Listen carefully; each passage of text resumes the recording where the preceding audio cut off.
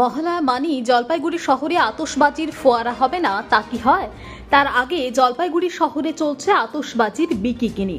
বাজারে আতশবাজি বিক্রি হলেও প্রশাসনের উদ্যোগে শব্দবাজি বিক্রি নিষেধ, তা ব্যবসায়ী ও ক্রেতারা সকলেই জানেন। আতশবাজি বাদে মহালয়া উদযাপন হবে না তা কি কখনো হয়? উল্লেখ্য, প্রাচীনকালে অধুনা বৈকুণ্ঠপুর রাজ্যের অধীন এই জনপদ গড়ে উঠেছিল জঙ্গল এবং বন্য প্রাণীদের মধ্যে।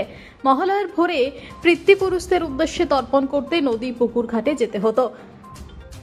রাতের অন্ধকারে লুকিয়ে থাকা বন্য প্রাণীদের তাড়াতেই মূলত ফাটানো হতো বাজি ফটকা।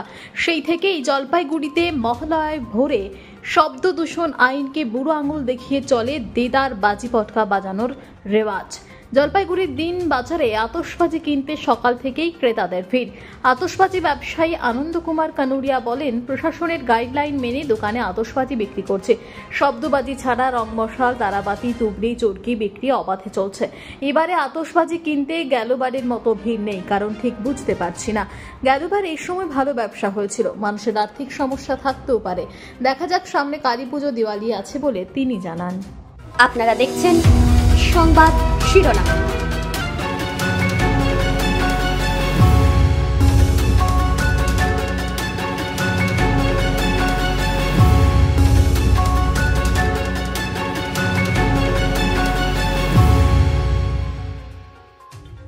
বাজির বাজার একটু হালকাই আছে এবার, ব্যাপার বুঝছি না কি কেন আছে, কিছুর জন্য আছে, কিন্তু বাজির বাজার একটু খারাপই আছে। সারা বছর আমরা ওয়েট করি দিওয়ালি মহালয়া, কিন্তু এবার যা অবস্থা দেখতেছি বাজি বাজার খুব এখন নানা রকম কারণ হতে পারে, কিছু পোষার কারণ হতে পারে, লোকদের কাছে পয়সা নেই, বা আর কোনো সমস্যা হতে পারে, বা বৃষ্টি বাদলের দিন।